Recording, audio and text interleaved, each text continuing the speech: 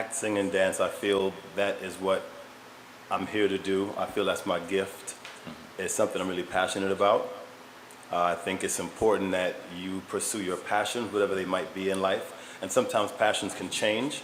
What might be a passion for a 5 or 10 year period may morph into something else.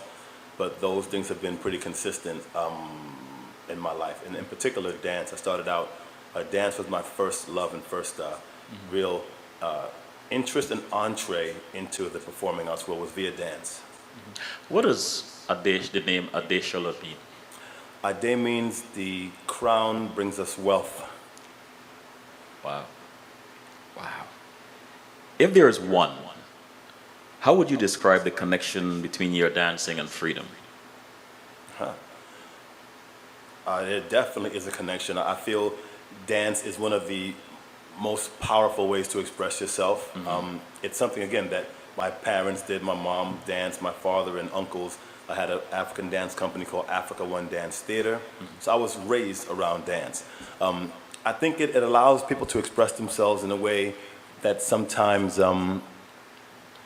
talking and even singing don't, because you're using your body, when in the other forms you are primarily using your voice. So I think dance is really liberating, and I know a lot of my friends and I have often said when there are difficult times or things are stressing you out, there's nothing like going out to a club or just going into a rehearsal room and just moving. Just getting your body going. Try not to swing. Okay. And just come up somehow. Come on. Yeah. There we go. So where were you born, and what was life like for you at the age of 9 and 16? I'm a native New Yorker, so I was born in New York. At 9, I would say it was pretty regular in terms of going to school. I was very active in sports. I love sports, basketball, baseball, football, boxing. So I was your pretty regular young child, growing up in New York, being active. My mom and grandmom and father were always artists and artistic people. So I think from an early age I had a love and real respect for the arts. 16, let's see, it was high school. So 16, I think at that time I was a little more serious. I was in high school. I went to high school in New York City called Columbia Prep, which was a very prestigious, a little bit of a high level private school. So the workload was really hard. I was going to school with different kids than I had gone to school with from my earlier years. So it was kind of a learning curve socially, meeting different people. Very much into sports. I played in the basketball team, played in the baseball team. I first started really viewing and looking at dance as something serious probably around that time. So, popping, waving, electric boogie, things like that. So who would you say you became at age 21? I became a person I'm still working on.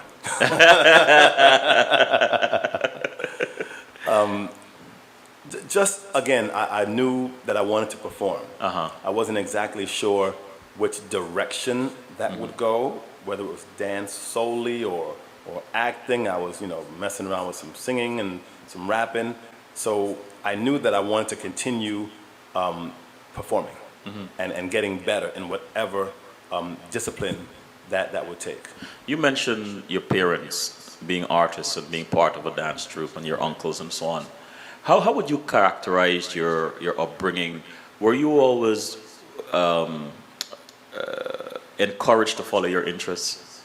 Absolutely, absolutely. Like I said, my mom performed, my dad and uncles performed.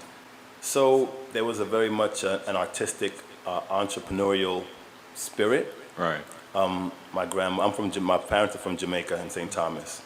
So my grandmother was your traditional West Indian, hardworking, oldest of 11 brothers and sisters, right? So whatever I wanted to do, I feel I had some freedom. It wasn't like I could run around and do anything, right? Because that wasn't ever going to happen. But I had some freedom to do what I wanted to do, and I had to be serious about it. So if I wanted to do my dancing or go and play sports, I could do that, but was my homework done? Was it done well? Whatever chores might have needed to be done, were those taken care of? Then after that, I had my own time. So your parents were disciplinarians in a sense. Yeah, I'd say that. I want to fast forward a little bit. Now, I'm trying to spend some time in your early timeline Okay. to get a gist of who you are. But I want to fast forward because you just give me an opportunity to do so. As an actor or on stage dancing, coming from parents or having parents who dance and or pretty much professionals. What was that like? Was there critique? Well, how did that relationship? What was that relationship like? That's a funny story. Good evening from New York, and welcome again to CWS Journeys. Thank you for joining us, and those of you who are joining us for the first time, a very special thank you. My guest this evening hails from South Africa, and I want to say a very special thank you to her for making such an enormous sacrifice to stay up so late. South Africa, as most of you will know, is 6 hours ahead of us. So I am going to, her name is Kwanele Asante. I'm going to bring her on, and let's just start the show. Kwanele, good evening, and welcome to CWS Journeys. Good evening, Selwyn, and good evening to our listeners or people joining us today. Thank you for having me. You're quite welcome, Kwanele, and as I was telling my audience just now, a very special thank you. We're really grateful that you are making such a sacrifice to stay up and spend this time with us. Kwanele, I want to start by asking you, beyond the accomplishments and the awards and the honoraries and the honors and so on, who is Kwanele Asante? Kwanele Asante is an African woman, a mother, a lawyer, a friend, many things. Just a simple, ordinary African woman who's done amazing, interesting things. Interesting. I want to jump into this and ask you if you were so determined as a child, or did this determination develop later on in life? You know, funny that you'd ask me. Somebody was talking to me earlier today, and I told them how my mother used to punish me for talking too much and always being the one that agitated on behalf of my brother. So I guess what has happened is just a journey of who I was from the beginning, really. If you were not a lawyer and a health equity advocate, what do you think you would be doing today? I had hoped to be a career diplomat. I wanted to work at the International Court of Justice. It would still be law, but based in The Hague in the Netherlands. That was my aspiration from when I was about 20. And you spoke about your mother when you were a child. I would like you to give us a glimpse into your life when you were 9 and 15 years old. Wow, Selwyn.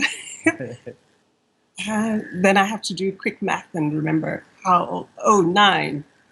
9, I would have been an ordinary South African kid who was blessed with a beautiful grandfather, my mother's uncle.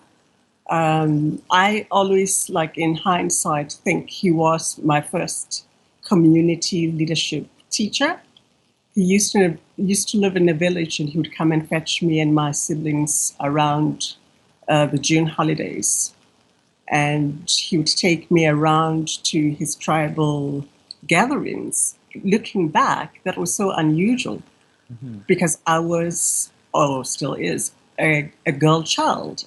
You know, people have this notion of Africa as excluding girl children from spheres of influence. And here was my grandpa taking me around. 16, caught up in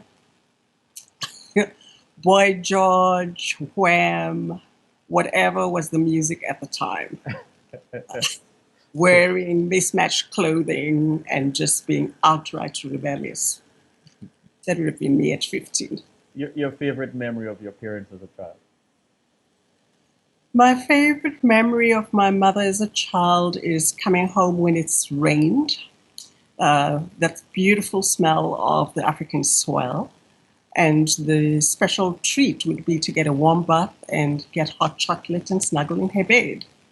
Unfortunately, my father was not a part of my life from the time I was 4, so I don't have memories of him except what has been told to me by other people. One of the things that Africa has given many of us through films and through books is the essence of African wisdom. There are African proverbs. There's always some elder person giving us some words of wisdom. Can you remember any words of wisdom that you would have gotten from your mom that have helped to shape who you are today as a woman? They were very controversial. She famously told me, I'm going to give you a husband who will never leave you, and his name is education. I like that, Cornelia. I'm going to come back. I like that. And you know, And he's never left me, hey? He that's keeps true. on giving. Wonderful husband. What? You reading up on you, I realize you spend a lot of time around women, and so what are some experiences you draw on when speaking to a group of women who might be seeking advice and encouragement from you? Um, I tend to observe initially and see what's happening. Whatever message I would impart is largely very often driven by the women I am with, because taking in who they are, the nuances, I'm just always struck by their sense of dignity. So I would invoke that and acknowledge whatever good quality they have and ask them to just carry on and, relying on that makes them tick. What are some people surprised to learn about you when they get to know you, Cornelia?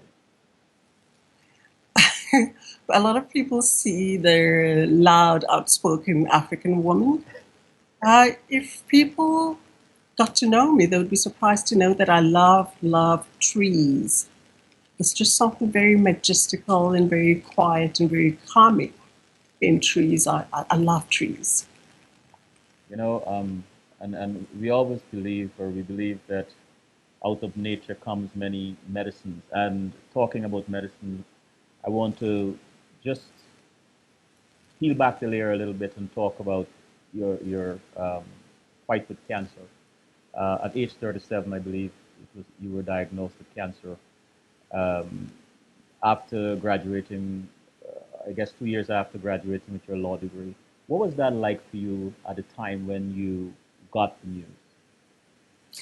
It was a very, very unreal situation. I had just turned 37, 3 weeks after my 37th birthday. I had studied law as a 30-something-year-old woman to reinvent myself after working in corporate communications.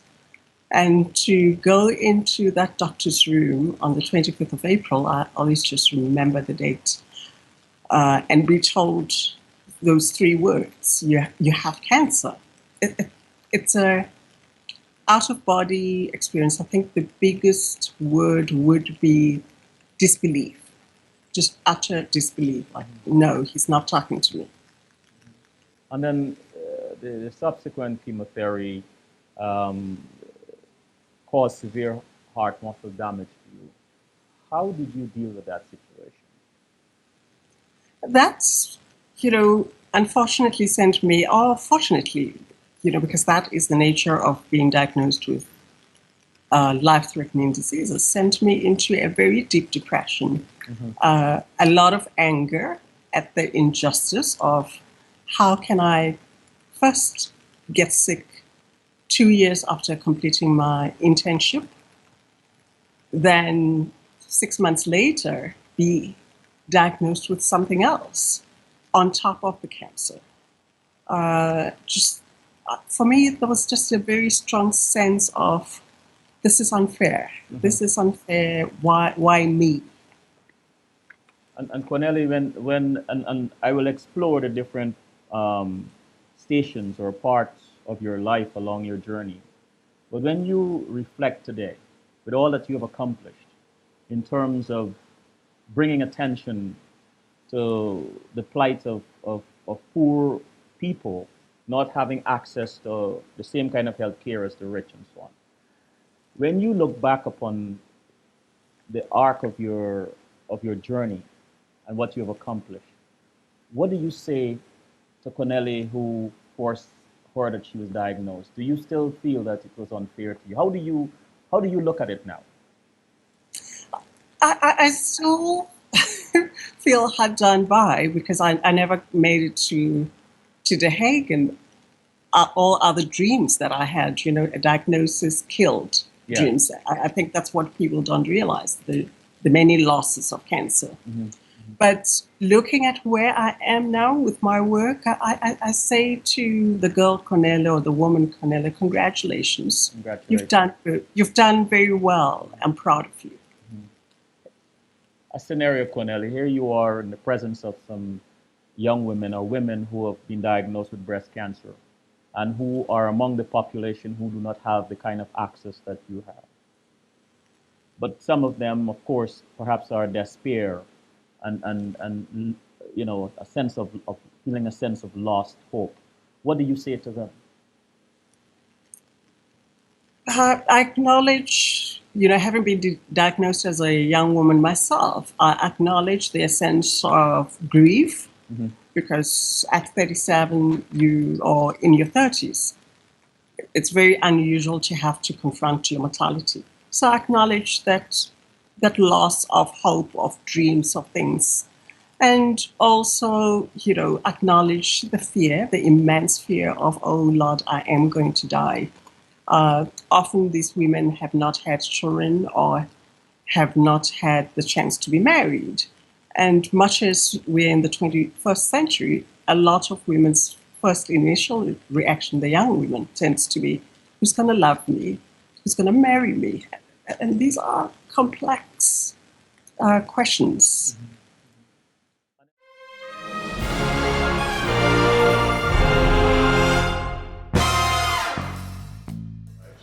You wrote on this journey. You started it. What have you discovered about yourself, Chelsea, that has surprised you? I don't know. And it's sad to say, but I feel like I've always been somebody who's pretty sure of myself. And even though, and I'm a person that often doubts myself, even though I already know who I am, and I feel like I kind of know who I am, and that this film just allowed me to further blossom into the person that I always felt like I was supposed to be, as opposed to helping me to completely learn something. So it helped me learn to love myself. It helped me to learn to embrace the fact that I'm a beautiful brown woman, that I'm African, my last name's Oduvu, and that it rhymes with doo-doo, like people would say when I was younger, and it make me mad. Or, like I'm okay with bringing curry to work and it's staining my silverware. And those are all things that I feel like kind of happened in this search of self, in searching to love myself. And also, I feel like it just helped me connect with my family a lot more, that even though it's a film where we do business, that my brother said earlier, that we as a family have gotten so much closer because we're always working with each other, and that you can't linger on personal because there's business to be done, allows our relationship to flourish, and that we have to motivate each other because there's no option. We're all in this together. And you, Iman, what have you found? What surprised you about what you found? I just found that I realized how this is gonna sound like kind of that, but I realized how strong I am. Like, I realized how courageous I am. You know what I'm saying? I feel like I always knew that, like, I was, sometimes I had one of my friends told me a long time ago, and a whole different, it was a different Iman too. He was like, Iman, one thing about you is, like, you're very fearless. Whatever you do, you take it on and you just do it, balls to the wall, and you don't really care, and you don't even, like, almost like you don't have any fear, right? And I feel like a lot of times in this And it's probably, there have been so many times where I'm like, yo, man, I really could be doing this. Like, I could play it safe. I could be trying to get it like this, doing this or doing that. And for me, it was, I realized that like, I had to kind of be strong and be like, I have faith that what we are putting together is going to work out, and I'm just going to go on that. I'm going to go on my faith, and I'm just going to keep on pushing on my faith. So it showed me how courageous I am, how courageous we are. Because it's not only me doing that. It's not even only my sister doing that. It's my whole family doing that. It's like we're going on the faith that what we created is we believe is strong, and that as it's even shown more, people will understand more of what we were trying to accomplish. But we're happy to be at the point whereby we're starting to begin to show what we've been working on for all these months. And so it helps to have the family as a foundation. Yeah. It helps, definitely.